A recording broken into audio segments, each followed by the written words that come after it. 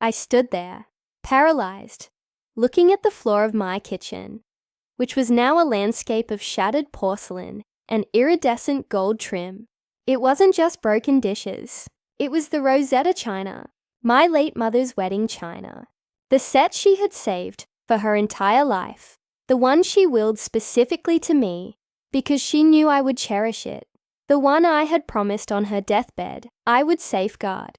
And it was all in pieces, thanks to a stupid tone-deaf TikTok smash challenge joke my 19-year-old stepdaughter, Chloe, thought would make for viral content. I don't care if the entire internet would vote me the villain.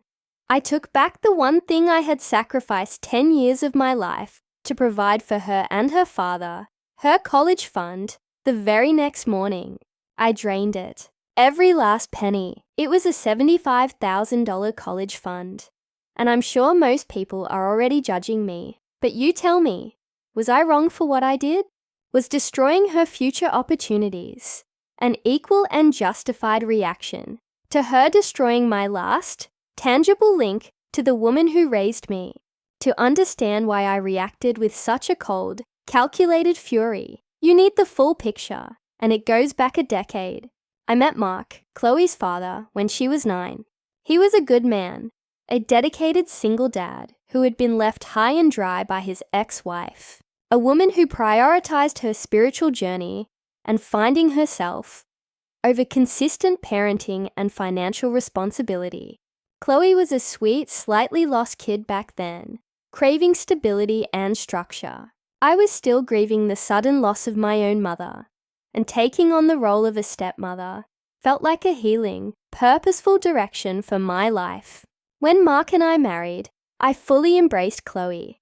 I took her to doctor's appointments, attended all her school events, helped with homework, and learned to love her like my own. I wasn't her biological mother, and I never tried to replace her, but I was her mom. The bond was real, and the family we built felt solid.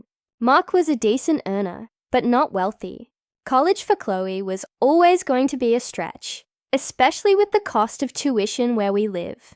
I was an executive assistant at a large firm, and my salary, while good, mostly covered the day-to-day expenses that let Mark's income go toward the mortgage and savings. After my mother passed away, I inherited a significant sum of money, not a massive fortune, but enough to make a real difference. It was about $150,000. My mother had always stressed that money should be used to create opportunity and ease burdens, not for frivolous luxury. So, Mark and I agreed that half of it would be used to pay off our remaining mortgage, freeing up our monthly cash flow, and the other half, exactly $75,000, would go into a dedicated, irrevocable college savings fund for Chloe. We told her it was a gift from her late grandmother, my mom, a legacy of love and opportunity. Chloe was thrilled. She understood the weight of that gift, or so I thought. We set it up with her name on it, but the control was with me and Mark until she turned 21, which was common practice for these types of funds. I worked hard. I sacrificed trips and upgrades, all so that money could grow and be there for her. I saw her graduation, her college acceptance letters, and her bright future as the direct payoff for my love and commitment. Fast forward to the day of the disaster. My mother's china was everything to me. It was a set of 8 place settings of pristine, bone-white porcelain with a thin, delicate gold band around the edge. It was the Rosetta pattern from an old English company, discontinued now, making it irreplaceable. Mum had received it as a gift from her grandmother, and it was only ever used for major holidays: Thanksgiving, Christmas, and my parents' anniversary. It wasn't just china. It was the physical centerpiece of every cherished memory I had of my family. It lived in a beautiful locked walnut display cabinet in our dining room, a place of honor. I had told everyone, including Chloe, countless times, the only thing that ever comes out of that cabinet is my lifeless body. It was a joke, but the message was clear. Do not touch it. Chloe had just finished her first year of college online due to the pandemic, and she was home for the summer. She was constantly on her phone, chasing that elusive viral moment. She'd talk about content creation and engagement like it was a career, not a distraction. Her latest obsession was a challenge, where people would film themselves destroying things and reacting to the sound and spectacle. That morning, I was at work. Mark was away on a business trip. Chloe had the house to herself, which, in hindsight, was the worst possible scenario. I came home around 6 p.m., tired but looking forward to a quiet evening. The second I walked through the door, I felt that sickening pit of dread. The air was different. The silence was too loud. I saw the dining room cabinet first. The glass doors were wide open, a gaping dark maw in the corner. Then, I saw the shimmer of the gold in the hallway light. I walked into the kitchen, and my heart didn't just sink. It plummeted out of my chest and hit the floor with the same shattering sound that the china must have made. Chloe was standing in the middle of a literal pile of glistening broken shards. All 8 dinner plates, 8 salad plates, 8 soup bowls, 8 teacups, and 8 saucers. 40 pieces of history, of memory, of my mother's legacy, were now nothing more than garbage. The floor was a minefield of glittering destruction. She was holding her phone, which was still recording, and her face was pale, blotchy with tears. But not tears of true remorse, I noticed. They were tears of panic. "Mom, oh my God, I am so sorry. It was just a joke. I didn't think it was that fragile," she stammered, holding her hands out. I couldn't speak. I could only stare at the carnage. On the counter, there was a half-eaten tub of ice cream and a metal baseball bat. She'd used a baseball bat to smash my mother's china for a TikTok. I picked up one of the largest remaining pieces, a shard of a dinner plate, and the gold trim caught the light, pristine, even in its broken state. My hand was shaking so badly I almost dropped it. The memory of my mum holding that very plate at my 21st birthday dinner, telling me how one day it would be mine, flashed behind my eyes. It wasn't just a set of dishes. It was her voice, her smile, her life reduced to a pile of trash. When I finally found my voice, it was cold, not loud. It was the calm before a storm. "Chloe," I said, my voice barely a whisper, "how could you be so utterly carelessly disrespectful?" She tried to explain the joke. Something about how the contrast of smashing something so old and fancy would be hilarious online. That's when the rage finally boiled over. I didn't scream. I just started shaking my head, a slow, deliberate movement. "You didn't think." I spat the words out. "That is your problem, Chloe. You never think about anyone but yourself and what you can get from a situation." She kept crying, kept apologizing, but I just tuned her out. I walked past her, up the stairs, and straight to my office. I locked the door and called Mark, not to tell him what happened, but to warn him of what I was about to do. I told him every single detail, the baseball bat, the TikTok, the complete lack of understanding of what she had destroyed. He was horrified, absolutely speechless. But he also knew me. He knew my mother meant the world to me. "I don't know what to say, honey," he finally mumbled over the phone. "I'll be home on the first flight tomorrow morning. Please, just don't do anything you'll regret." I didn't listen. I already knew what I was going to do, and I knew I wouldn't regret it. The destruction she caused was permanent. Her loss had to be equally permanent and irreversible. Something that would finally teach her the value of a legacy, the meaning of respect, and the weight of a promise.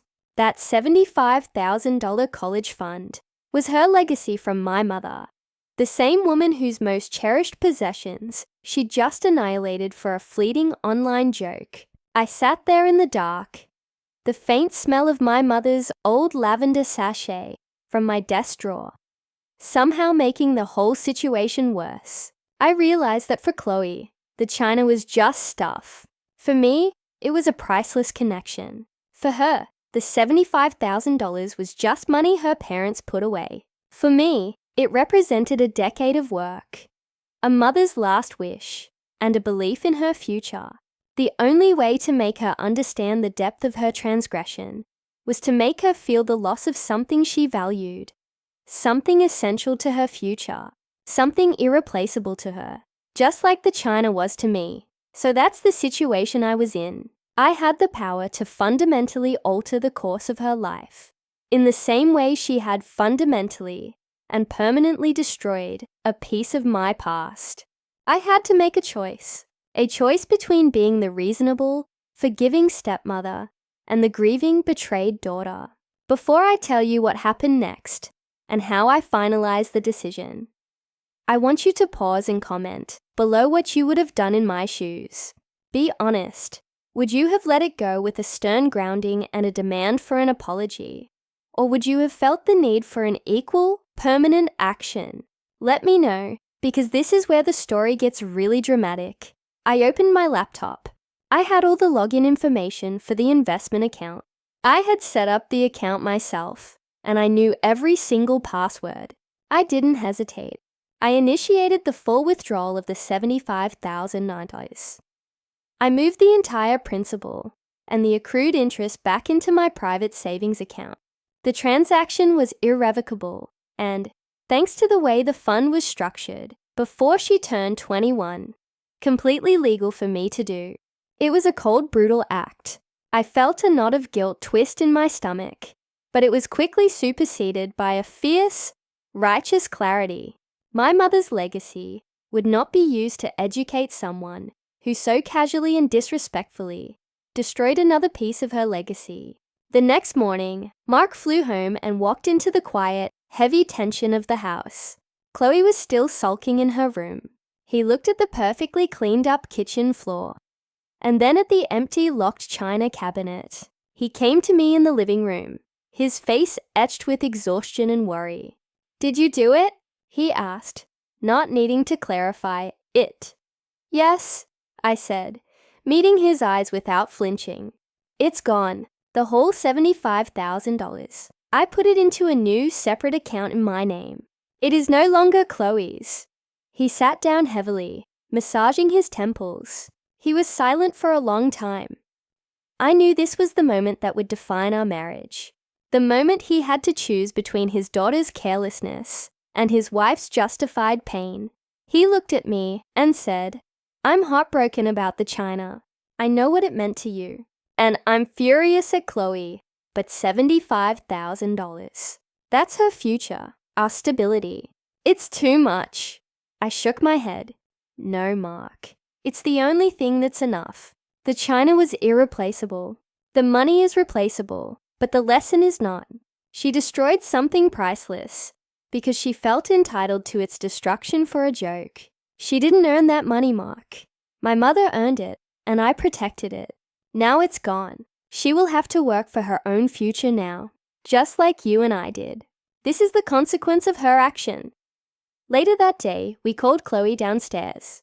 She walked in, looking contrite, ready for a standard grounding. Mark and I sat her down on the couch, and I let him speak first. He delivered the most severe dressing down she had ever received, detailing the sentimental value of the china, the complete lack of respect, and the sheer stupidity of the act. Her head was bowed, tears streaming down her face. She kept saying, "I'll buy you a new set. I'll pay for it when I get a job. I promise." Then I leaned forward and delivered the punchline. "You won't be buying anything soon, Chloe," I said, my voice low and steady, "because your college fund is gone. All of it. $75,000. The silence that followed was absolute. Her head snapped up, and the look of pure, unadulterated shock on her face was a mixture of horror and betrayal. "Well, what?" she choked out. "That's not fair. You can't do that. That was Grandma's money. It was for my school." "No," I countered, leaning closer. "That was my mother's legacy to a respectful grandchild. You proved yesterday that you are neither respectful nor appreciative of a family legacy. That money was my insurance policy on your future. You cashed out on my past, so I cashed out on your future. You want to earn your future. Now you will. You want a college education. You will apply for loans. You will get a job. You will earn scholarships. You will learn the value of $1 and the weight of a gift, because the money I put aside for you is now going to be used to replace the financial loss I incurred, which is a new car for me, since I will no longer be driving my beat-up car until it dies to save money for your tuition. The rest of the afternoon was a firestorm. Chloe screamed, accused me of being a monster, a petty stepmother, and a thief. Mark, surprisingly, backed me up, albeit with a heavy heart. He was furious at her entitled reaction to the consequence. He told her she could scream all she wanted, but she would be getting a job immediately, and she would be applying for loans and scholarships. There would be no handouts. This was the result of her actions. The dust eventually settled into a thick, poisonous atmosphere. Chloe barely spoke to me for the rest of the summer. She did get a job, too, actually, and she went back to school with a hefty loan package. Mark and I had to go through several very difficult late-night conversations. He eventually admitted that while he felt the punishment was extreme, he understood the emotional logic behind it and respected my decision, especially since I had been the one to contribute the money in the first place. The money remains in my account. I have not bought a new car yet, but it's there. A constant reminder of the price of disrespect. The aftermath is still unfolding, even now. Chloe is working harder than ever. She doesn't talk about TikTok or content anymore. She's quiet, she's stressed, but she's also becoming, slowly, painfully, more responsible. The greatest consequence was the erosion of the trust between us. I mourn the loss of the china, and I mourn the easy, loving relationship I had with my stepdaughter. But I do not regret the lesson. You cannot treat people's memories and sacrifices like disposable entertainment. You simply cannot. The moral of this story is simple, I guess. Respect isn't given, it's earned, and sometimes the only way to teach the weight of an irreparable loss is to create one yourself. Now I've told you the whole story, the whole ugly truth. I want to know what you think. Like this video, if you were on my side and believe I was justified in taking back the college fund. Subscribe for more stories like this one, because believe me, this isn't the only drama in my life.